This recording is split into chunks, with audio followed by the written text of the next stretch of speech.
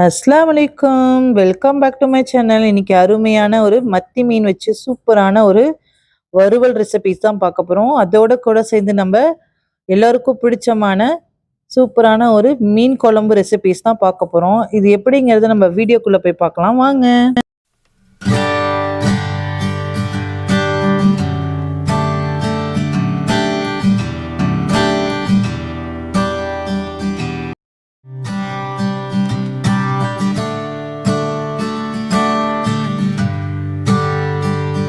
உப்பு நிறைய போட்டு 2 கை போட்டு நல்லா அப்படி பிசைஞ்சு எடுத்துக்கலாம்.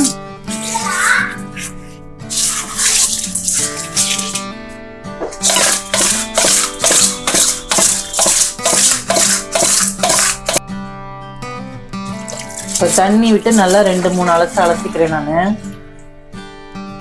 இப்போ இது 2வது அலசு அலசுற மீனை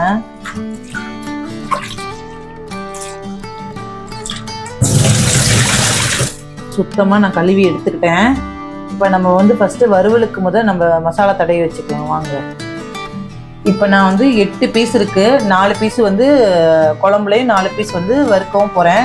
இந்த 4 பீஸுக்கான மசாலாவை நம்ம பரட்டி எடுத்துக்கலாம்.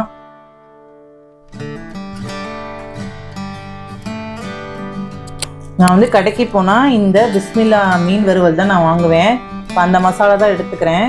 இப்போ இந்த மசாலா 1/2 கிலோ மீனுக்கான மசாலா. இதை அப்படியே ஃபுல்லாக கொட்டிக்கலாம் நம்ம.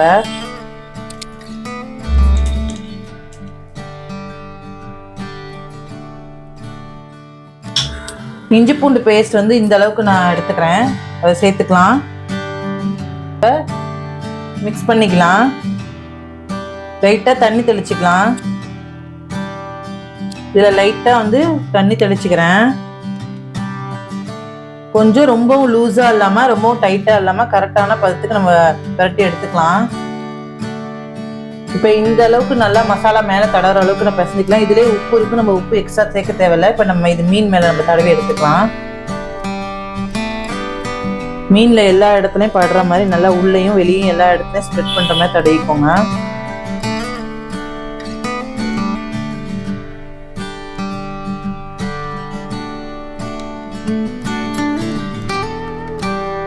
இந்த மீன் குழந்தைங்களோட மூளை வளர்ச்சிக்கும் நல்லது, பெண்களுக்கும் ரொம்ப நல்லது. அதனால இந்த மீனை எடுத்து செஞ்சு கொடுங்க. குழந்தைங்களுக்கு குழம்பாகவோ வறுத்தோ பீஸ் கொடுங்க. அவங்களுக்கு பிடிச்ச மாதிரி ரெசிபீஸ்ல செஞ்சு கொடுங்க. இப்போ எல்லா இடத்துலையும் படுற அளவுக்கு நான் தடவிட்டேன். இப்போ நம்ம வேற ஒரு பிளேட்ல தடவி மீனை வச்சுக்கலாம். இதே மாதிரி எல்லா மீனையும் நம்ம தடவி எடுத்துக்கலாம். இந்த மாதிரி நான் எல்லா மீன்லையும் நல்லா மசாலாவையும் நல்லா படுற அளவுக்கு பரட்டிக்கிட்டேன். இது ஒரு 1/2 hour ஊறட்டும். நம்ம சாயந்தரம் போய் பார்க்கலாம். இப்போ மீன் குழம்புக்கு தேவையான நம்ம மசாலா அரைச்சிக்கலாம்.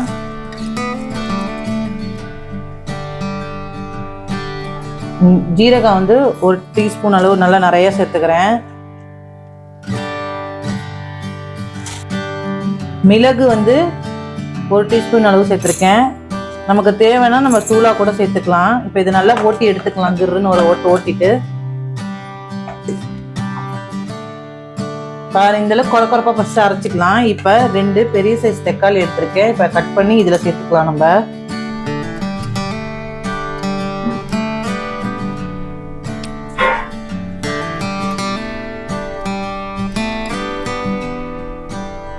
இப்போ தக்காளி 2ஐயும் நான் அரைஞ்சு போட்டுட்டேன். இப்போ பூண்டு இருக்கு. இந்த பூண்டையும் நம்ம இதுல சேர்த்து அரைச்சு போட்டுக்கலாம்.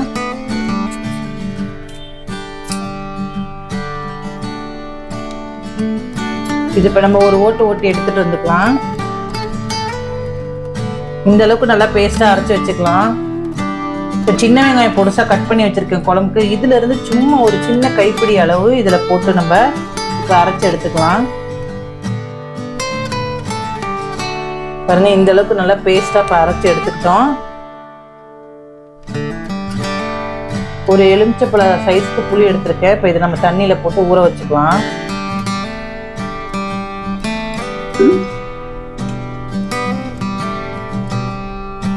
கடலெண்ணெய் நிறைய ஊற்றிக்கலாம். ஏன்னா மீன் குழம்புக்கு எண்ணெய் நிறைய இருந்தால் தான் நல்லா டேஸ்டா இருக்கும். இந்த அளவுக்கு நல்லா ஊற்றிக்கிறான். இப்போ எண்ணெய் நல்லா சூடாகட்டும். எண்ணெய் நல்லா சூடாயிடுச்சு. கடுந்த பருப்பு சேர்த்துக்கலாம். உளுந்தம் பருப்பு நல்லா பொரிஞ்சு வரட்டும்.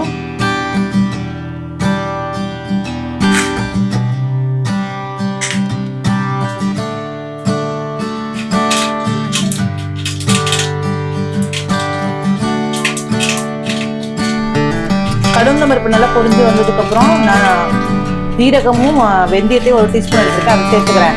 இது நல்லா பொரிஞ்சு வரட்டும். இப்போ நல்லா பொரிஞ்சு வந்தோடனே கருக விடாம டக்குன்னு சின்ன வெங்காயம் கட் பண்ணி வச்சிருக்கேன், அதை வந்து நான் சேர்த்துக்கிறேன்.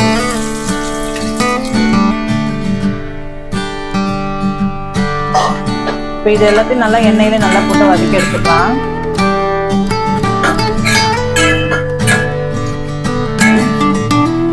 இப்போ இது வதங்கிறதுக்கு நமக்கு தேவையான அளவு உப்பு சேர்த்துக்கலாம்.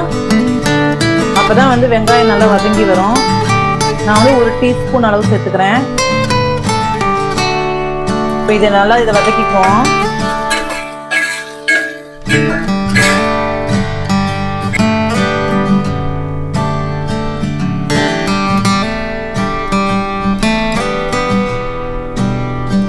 இந்த அளவுக்கு இப்போ நல்லா வதங்கி வந்ததுக்கு அப்புறம் நான் 2 டேபிள் ஸ்பூன் அளவுக்கு மிளகாய்த்தூள் சேர்த்துக்கிறேன்.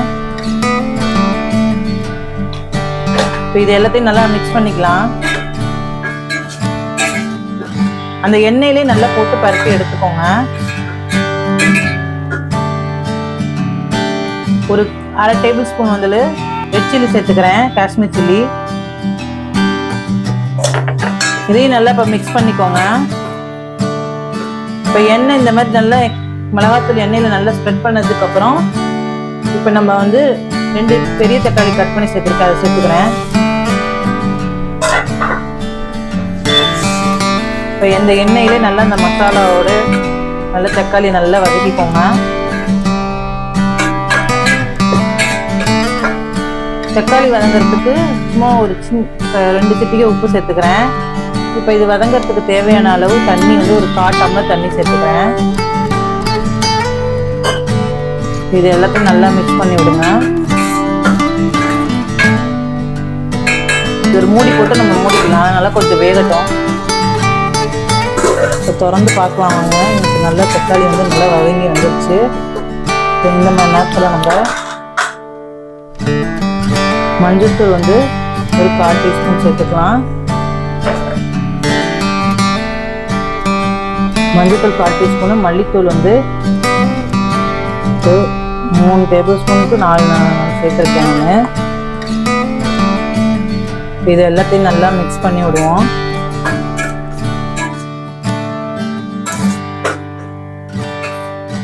தக்காளி, மிளகு, சீரகம் எல்லாம் அரைச்சி வச்சோம்ல, பூண்டு, வெங்காயம் அதெல்லாம் போட்டு சேர்த்துக்கலாம் எல்லாத்தையும்.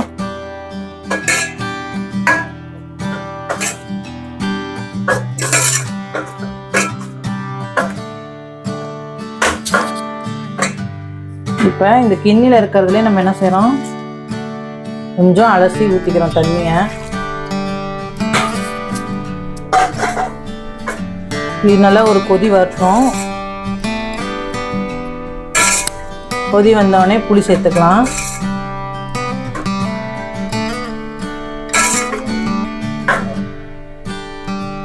கருவேப்பிலை கழுவி வச்சிருக்கேன், அது சேர்த்துக்கிறேன்.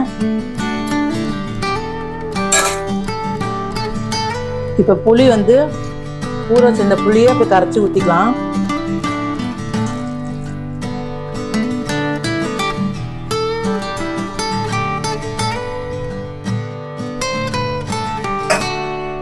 இப்போ நல்லா கலந்து விட்டுக்குங்க.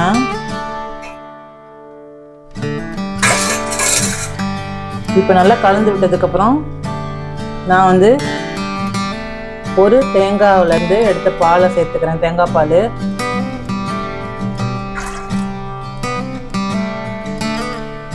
இதை நல்லா கலந்துக்கோங்க.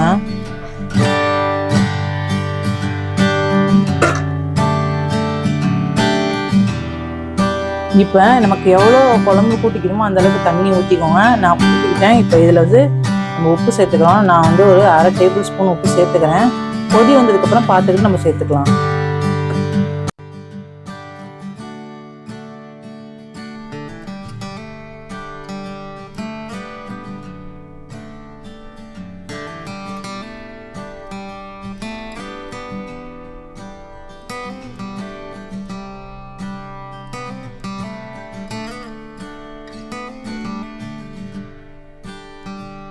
இப்போ அகலமான ஒரு பேனில் வந்து தேவையான அளவு எண்ணெய் ஊற்றி நான் இப்போ மசாலா தடவி வச்சுருந்த எல்லா ஃபிஷ்ஷையும் நம்ம வந்து பொரித்து எடுத்துக்கலாம். நான் வந்து கொஞ்சம் எண்ணெய் சூடானதுக்கப்புறம் போட்டேன். இப்போ கொஞ்சம் மீடியமான ஃப்ளேமில் வச்சு பொரித்து எடுங்க. இப்போ பரட்டி வச்சிருந்த ஒவ்வொரு மீனாக பரட்டிக்கலாம். டீப் ஃப்ரை பண்ண கிடையாது, நீங்கள் உங்களுக்கு எப்படி பிடிச்சிருக்கோ அந்த மாதிரி நீங்கள் பண்ணிக்கோங்க.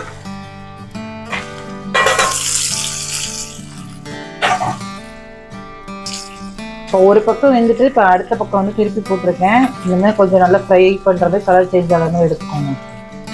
இப்போ கரெக்டான டைம் ஆகிடுச்சு. இப்போ நம்ம இந்த மீனை எல்லாத்தையும் எடுத்து சர்வ் பண்ணிக்கலாம்.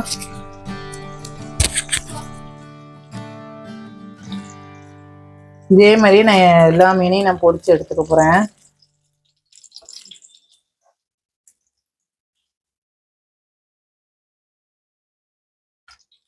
நம்ம பொரிச்ச மீனுக்காக 2 பேர் வாசனைக்கு வந்து வெயிட்டிங் பண்ணிட்டு இருக்காங்க, எப்போ எனக்கு போடுவீங்கன்ட்டு.